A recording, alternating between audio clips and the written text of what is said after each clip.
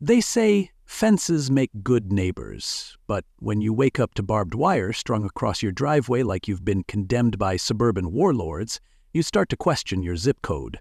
Not a single note, not a knock on the door, just steel teeth wrapped around metal posts, courtesy of a woman in a pantsuit and heels at 5 in the morning, gripping a grass ruler like she was measuring her own self-worth. "Sylvia Grant, chairwoman of the Homeowners Association," she said as if her title came with divine authority. She informed me, without blinking, that she was protecting the neighborhood from unregulated gravel. I blinked plenty.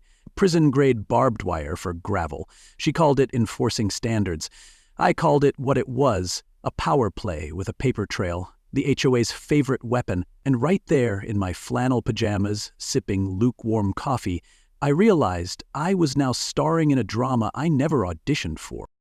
Got a wild HOA story of your own? Drop it in the comments. I read every one, especially the ones that sound too crazy to be true. And hey, if you're enjoying these twist-filled tales of justice, payback, and neighborhood nonsense, go ahead and hit that subscribe button. Tomorrow's episode? Let's just say if you thought barbed wire was bold, wait till you see what gets unburied next. You don't want to miss it. Now, I've built bridges, literally. 30 years as a civil engineer for the county, surveying, inspecting, permitting, you name it. I know property lines better than most people know their backyards. So when Sylvia started waving around a manila folder like she was delivering the Sermon on the Mount, I asked to see the documentation. And surprise, surprise, her holy map had a sin baked right in. The fence line cut 3 feet into my land. Not on the line, not near it, 3 full feet into my property like she thought squatters' rights applied to cul-de-sacs.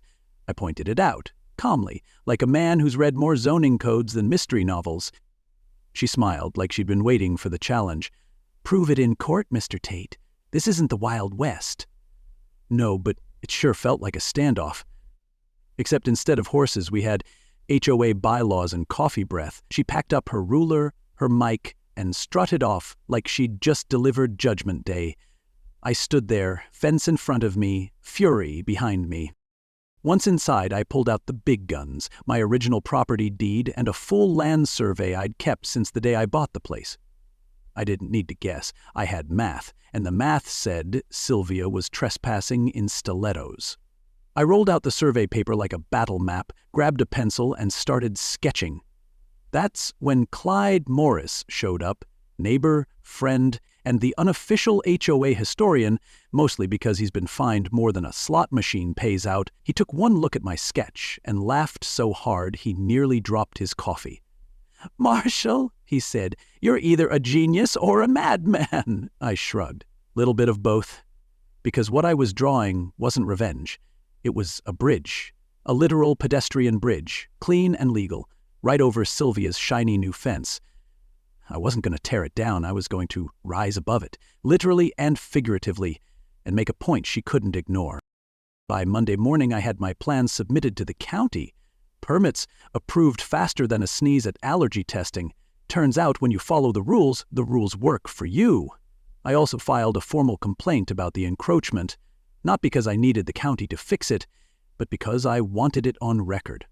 Meanwhile, Clyde and I started clearing the space, hauling out some old lumber I had in the barn and treating it like reclaimed justice. 3 days later, a beautiful wooden arch stood proudly across the fence, complete with a hand-painted sign that read, "Toll, $1.00." Not because I needed the money, because I needed her to see it. And it worked. People started showing up just to walk across. Word spread faster than gossip in a church foyer. Clyde set up a lawn chair. I made lemonade. The bridge wasn't just functional, it was fun. Sylvia didn't just build a fence, she built a stage. I'll give her this. She had the gall to think she'd won by stringing wire across my land. But what she didn't count on was a retired bridge builder with time, tools, and a taste for poetic justice. See, she wanted to draw a line. I built right over it. And if you think this ends with a simple toll booth and a lemonade stand, oh no. This was only the opening act.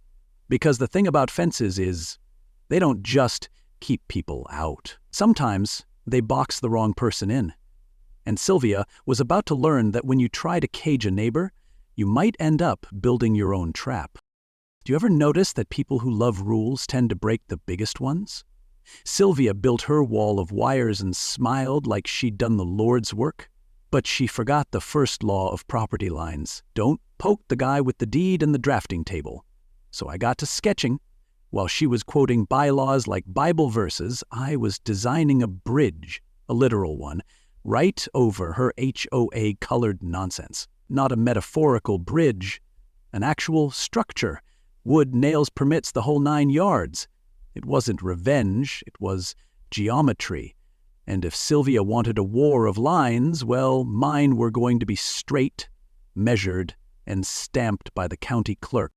I still had a decent stack of lumber from an old shed project that never got off the ground, and my toolbox was practically begging for a reason to come out of retirement. So I measured twice, cut once, and laughed the whole way through it. My neighbor Clyde dropped by, coffee in hand, and squinted at my plans like I was building a catapult. "You sure you're not overthinking this, Marshall?" he asked. "Not overthinking," I said. "Just overbuilding. Because when someone raises a fence in arrogance, the best response is to rise right over it in treated pine and galvanized screws." Clyde offered to help, partly out of spite, partly because he loves a project, and mostly because he still holds a grudge from the time Sylvia fined him $150.00 for parking too enthusiastically near a shrub. The county office looked at my sketch like they'd been waiting all year for someone to do something this entertaining. Permits? Approved without a hiccup. Turns out there's no ordinance against building a pedestrian bridge on your own land, even if it's 6 inches from a neighborhood dictatorship. I even threw in a formal property complaint for good measure, because, as Clyde says, it's not petty if it's paperwork. 3 days later, that bridge was standing proud, 4 feet wide, 8 feet long, bolted tighter than Sylvia's weekly hairstyle, and just to make sure nobody missed the point, I hand-painted a sign. Toll, $1.00. Not for profit, just for poetic punctuation. Now, I didn't expect anyone to actually pay, but then Lance, the local delivery guy, shows up with a crisp dollar bill and asks if he can be the first customer. He even filmed it, narrating like he was walking the Freedom Trail. Within the hour, I had a line, neighbors with lawn chairs, selfies, laughter. Somebody brought lemonade, somebody else brought cookies. It was like a block party broke out on top of a protest. Clyde leaned over and whispered, "You built a tourist attraction out of HOA spite." I grinned. Welcome to Barbed Wire National Park. But the moment I saw Mrs. Talbot bring her grandkids over just to cross the bridge and take photos, that's when I knew Sylvia hadn't just lost control. She'd lost the room. Of course, victory's never quiet for long. Sylvia didn't show up that day, but I could feel the pressure building like a tea kettle in a hurricane. She wasn't the type to take embarrassment lightly, and the fact that her symbolic fence had become the foundation for community joy, that had to sting worse than a bylaws violation. The neighborhood was no longer whispering about my gravel. They were talking about the bridge, sharing photos, telling stories, laughing in the open, and nothing terrifies a Mike-happy HOA chair more than laughter she didn't script. I had flipped the narrative without shouting once, but I also knew Sylvia was the kind of person who didn't walk away. She reloaded. So I stood there, sipping lemonade on my own bridge, watching toddlers giggle as they paid $1 to cross into petty legend. I wasn't just rebuilding property lines. I was redrawing power. And Sylvia? Well, she was going to come back swinging. I didn't know how. I didn't know when, but I knew she wasn't done. Not by a mile, not by a microphone, and certainly not by a woman who thinks grass height is a moral issue. Part 3? Let's just say gravity had plans of its own. Sylvia came back like a bad plot twist, louder, shinier, and somehow more convinced she was the main character. It was Thursday morning, clear skies, birds chirping, and the bridge buzzing with friendly traffic. Then suddenly, there she was, microphone clipped, folder in hand, heels stabbing the earth like she was conquering Normandy. She set up her little podium right at the edge of the fence line and launched into what can only be described as a campaign speech for HOA supremacy. Unauthorized structure, community integrity, dangerous precedent, she preached, as if the bridge had personally insulted her ancestry. I leaned on my post, sipping coffee and waiting for the punchline, but fate had a better one lined up. Now, I'm not saying karma has a sense of humor, but if it did, it showed up wearing rubber soles and made a beeline for Sylvia's dignity. Right as she reached for my toll sign, without permission, I might add. Her left heel caught the slick patch left by last night's rain. Her arms flailed, the microphone squawked, and she went down like a majestic flamingo slipping on dish soap, right into the biggest patch of mud this side of the Mississippi. And bless him, Lance McCoy was already recording. Got the whole thing in one smooth pan. Her speech ended not with applause, but with a splash and an audible gasp from the crowd. It was the kind of fall that replays in slow motion in your brain for years. I don't care how petty it sounds, watching her try to stand up while dripping with irony and sludge was the highlight of my week. She stood there, caked in nature's rebuttal, her pink power suit now more of a beige camouflage, hair flattened, pride drenched. The crowd didn't say a word, and somehow that silence hit harder than laughter. I offered her a paper towel. Clyde muttered, "Careful, Sylvia, gravity doesn't respect your title." She didn't answer, just stormed off toward her car, one shoe lost to the mud like a soldier in retreat, and I wish I could say that was the end of it. That mud settled more than dust. But Clyde leaned over with that look he gets when he's about to drop wisdom. Wounded wolves don't bark, Marshall. They bite. And I felt it, like thunder after lightning. She wasn't done. She was just regrouping. That afternoon, Sylvia disappeared. No calls, no rants, no passive-aggressive flyers taped to doors. But word spread fast. Lance uploaded the video and neighbors started watching it on loop like it was a sports highlight. People laughed. People shared it. Someone even put it to music. The bridge, meanwhile, had never looked better. Kids crossing it. Clyde directing traffic like it was a parade. For a brief moment, the air was lighter, like Sylvia had been some kind of neighborhood weather system that finally moved on. But peace in HOA territory is like a vacation from taxes. It never lasts. I knew better than to believe that silence meant surrender. And sure enough, Friday morning I woke up to find the bridge gone. Not dismantled, not disassembled, gone. Burned, blackened boards, charred bolts, ashes where joy used to stand. Someone had torched it overnight. No note, no footprints, just the sick smell of scorched wood and bad intentions. I stood there in silence, coffee going cold, staring at what was left. Clyde came over, his face hardening as he took it in. "She did it," he said. No hesitation. "Same thing they did to me years ago. If they can't find you into submission, they break what you build." I didn't answer right away. I was too busy noticing the small scrap of fabric fluttering on a splintered edge, cream-colored, familiar, and expensive. Sylvia might have burned the bridge, but she left a thread behind, and I was about to pull it. Hard. They say when someone burns a bridge, they're trying to cut ties. But whoever torched mine forgot one important thing. You can't burn everything, and you can't take your ego with you when you run. There, tangled in the blackened wreckage, was a piece of cream-colored fabric, just enough to tell a story. It was the kind of cloth you don't find at a hardware store. Something soft, expensive, and unmistakably familiar. It matched the suit Sylvia had been wearing during her mudslide debut the day before.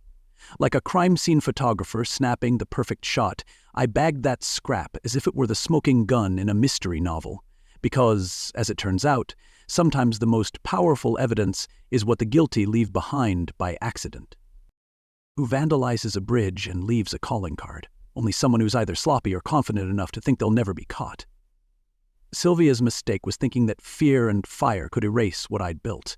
Not just physically, but in the community's heart. The neighbors started showing up one by one, eyes scanning the ashes, whispers growing louder than the morning birds. They weren't just mourning a bridge, they were witnessing a symbolic act of aggression. A statement meant to intimidate, but instead it fanned the flames of unity. The same neighbors who once whispered behind closed doors now stood openly, united by a shared sense of injustice. And that, I realized, was her greatest failure. Because you can torch a structure, but you can't burn down a neighborhood's spirit. While I cleaned the debris, pulling out twisted nails and charred beams, my mind was racing ahead. This wasn't just about rebuilding a bridge anymore. It was about building a fortress of facts, evidence, and resilience that Sylvia couldn't tear down with permits or protests. I started jotting down notes, sketching plans that were bigger, stronger, and impossible to ignore. This time, the new bridge wouldn't just be a crossing. It would be a beacon, lit by LEDs, visible from blocks away, a symbol that said, "You can try to burn us, but we'll shine right back." Clyde and Lance were already on board, their steady support a reminder that this fight wasn't mine alone. It was ours. But even as we planned and rebuilt, the whispers of fear began to swirl again. Sylvia, it seemed, wasn't content to lose quietly. Rumors started spreading, half-truths wrapped in official-sounding jargon about safety violations, liability risks, and hazards that supposedly lurked beneath my freshly laid planks. It was a classic move, weaponize doubt to weaponize people's trust. The same folks who once cheered now hesitated, casting nervous glances at the bridge like it was a trap. It was a reminder that battles aren't always fought with tools and timber. Sometimes they're fought in the minds of neighbors. And that was the next challenge, to rebuild faith as carefully as we rebuilt the wood. Still, every time I looked at that scrap of fabric, I was reminded of one simple truth.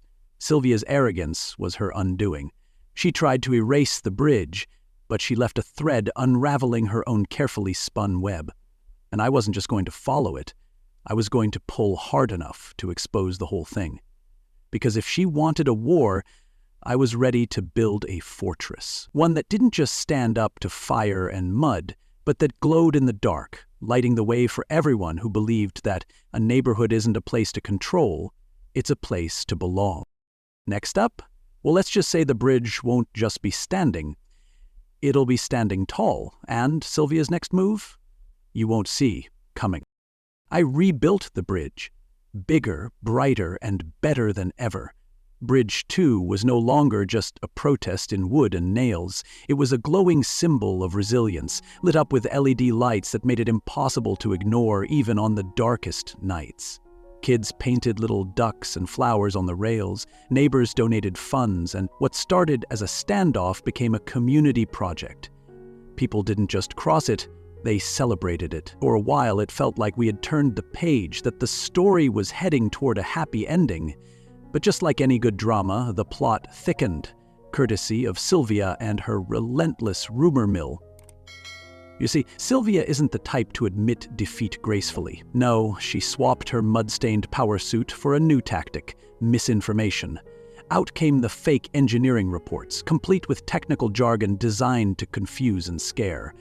Suddenly, the neighborhood was buzzing with whispers about dangerous footings and liability risks.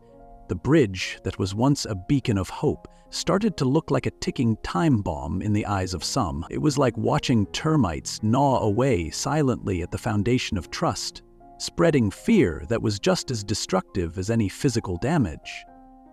And despite every inspection, every permit, every bolt tightened with care, doubt began to spread faster than blueprints on a construction site.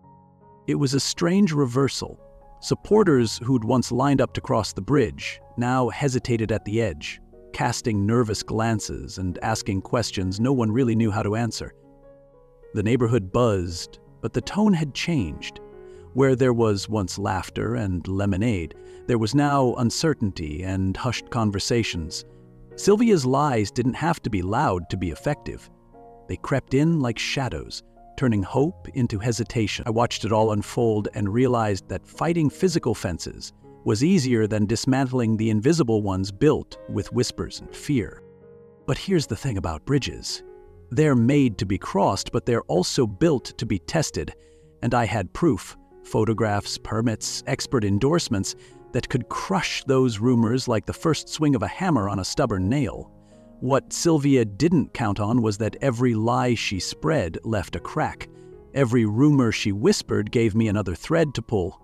So while the neighborhood wavered, I prepared. I gathered evidence, documented the facts, and planned a public display that would turn the tide back in our favor, because in this game, truth isn't just a weapon, it's a spotlight.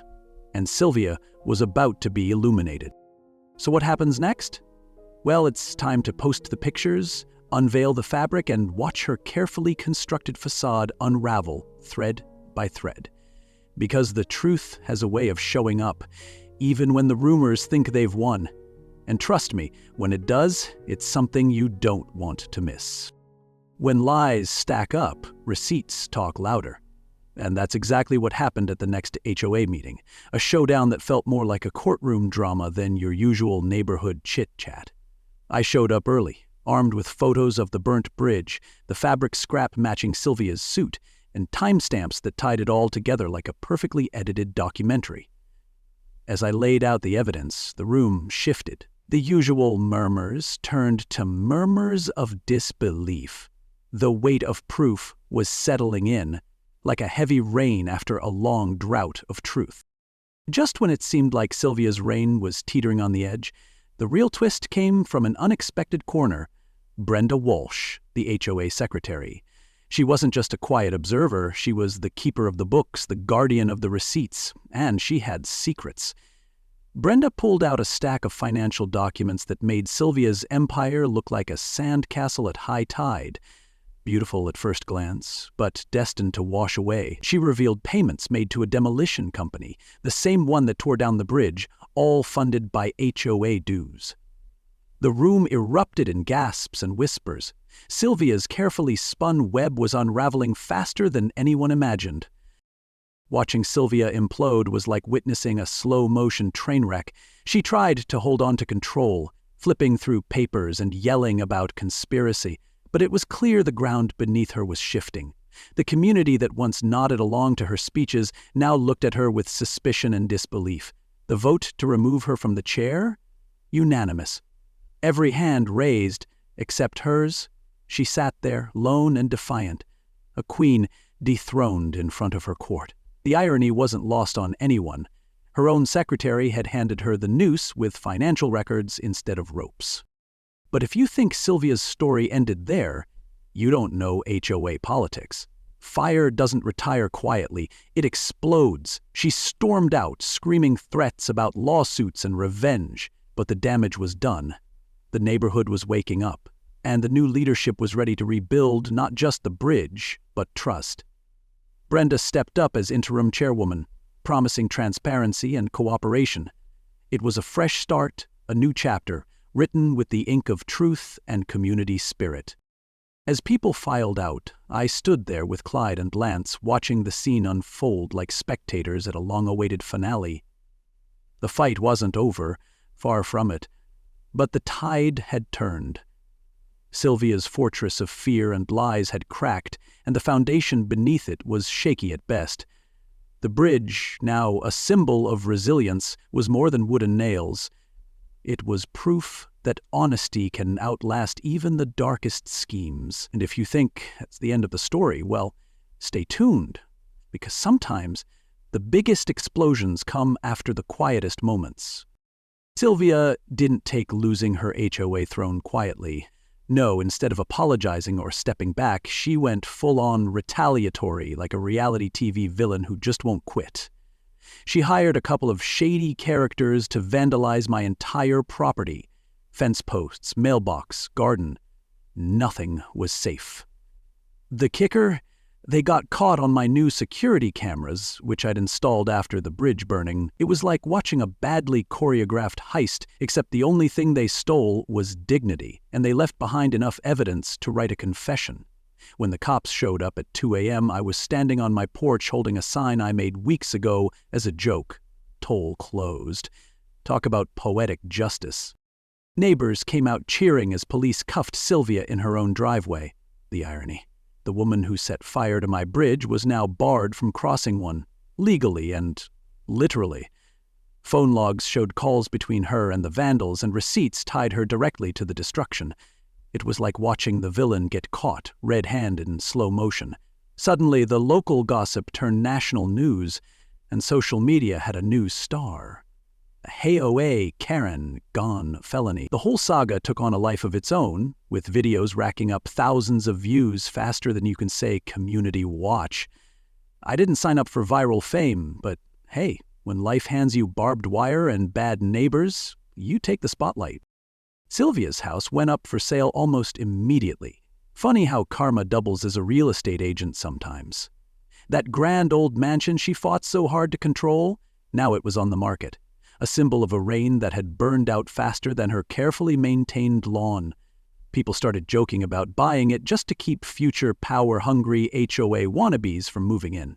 The neighborhood had tasted freedom, and they weren't about to let it go. As for Sylvia, well, let's just say her next chapter involved less gardening and more court dates. She claimed she was saving the neighborhood all along, but saving it from what? Community? Cooperation? Common sense? It was clear she wanted control, not harmony. Watching her try to justify the chaos she'd caused was like watching a dog chase its tail. Frantic, pointless, and a little bit sad. Meanwhile, the neighborhood was healing, picking up the pieces of a broken fence and fractured trust. New leadership was stepping in, promising transparency and real communication. The bridge wasn't just a physical crossing anymore, it was the dividing line between fear and freedom. As the dust settled, I found myself standing on the new bridge one evening, watching kids play in the yard, neighbors chatting over fences, and the sun set behind what used to be a battleground. It was quiet now, but I knew better than to think the story was truly over. There's always another chapter in the book of community drama, and sometimes the best revenge isn't anger or lawsuit. It's standing tall and letting the world see who's really built to last. But if you're wondering who bought Sylvia's house, well, that's a story for the next part. Trust me, you'll want to hear it. She built fences, I built a town hall. After the dust settled and the courtroom drama became yesterday's headline, I did something neither Sylvia nor anyone else saw coming. I bought her house, not out of spite, though plenty of folks assumed I was adding insult to injury. No, I bought it because that corner lot, with its big backyard and central location, was perfect for something the neighborhood desperately needed. A place to come together before petty fights became property wars. I renamed it Tate Hall, a community center where HOA meetings no longer meant threats and citations, but cookies and conversation. The symbolism wasn't lost on anyone. The same woman who once used barbed wire to divide us had inadvertently given us the means to unite. That bridge, it's still there, stronger and brighter than ever, a permanent landmark and a reminder that justice isn't always loud, but it's always visible. We even turned a piece of that barbed wire into a sculpture, now sitting proudly near the coffee table in Tate Hall, where it sparks conversations about control, community, and the fine line between the two. It's funny how something meant to wound can become a symbol of healing. The neighborhood potlucks, the kids playing by the bridge, the neighbors chatting on porches, it all felt like a breath of fresh air after years of tension. Even Lance, the delivery guy who once filmed Sylvia's mudslide moment, became the unofficial historian of our little saga. Sylvia? Well, she made a phone call from community service a few months back, asking if she could come back. I listened to her apology, the promises to change, the soft-spoken hope for forgiveness. But I told her what I tell anyone wanting to cross a bridge they once tried to burn. You're welcome at the bridge, but bring a receipt. Actions, after all, speak louder than words, and in this neighborhood, we've learned to keep a ledger of both. Some people don't change, and some lessons aren't learned overnight. But that's okay, because Tate Hall is open to everyone willing to build, not just break. The transformation of the neighborhood was more than physical, it was cultural. HOA meetings became forums for ideas, not weapons of control. Clyde and I still joke about how far we've come, from barbed wire battles to bake sales and block parties. We even started a tradition where new residents get a tour of the bridge and the hall. A story of resilience, proof that even the fiercest conflicts can end in collaboration. And while the scars of the past remain, they serve as reminders, not rifts. The bridge and the hall stand side by side, symbols of justice and unity, proof that sometimes what you build after the fire matters more than the fire itself. As I stand on that bridge now, watching families cross and neighbors greet one another, I think about the journey from division to community. Some bridges are burned, some are built. This one, it taught us all how to cross together, and that's a lesson worth more than any toll. And so here I am, standing on that bridge, no longer just a structure of wood and nails, but a symbol of everything we've fought for: community, resilience, and the simple truth that when people come together, no fence, no barbed wire, no petty power trip can keep them apart. This story isn't just about one man's battle with an overzealous HOA chairwoman. It's about standing up when something's wrong, using your wits instead of your fists, and turning conflict into connection. If there's one thing I hope you take away, it's that sometimes the strongest bridges aren't the ones you build with tools, but the ones you build with courage, patience, and a little stubbornness. If this story hit home for you, if it reminded you of a time you stood your ground or wished you had, drop a comment below. I'd love to hear your stories, your victories, or even your own HOA nightmares. And don't forget to like this video if you believe in fighting for what's right without losing your sense of humor. Hit subscribe and ring that bell so you won't miss the next story, because trust me, the twists and surprises keep coming. Thanks for listening, and remember, some bridges are burned, some are built, but the best ones bring us all together.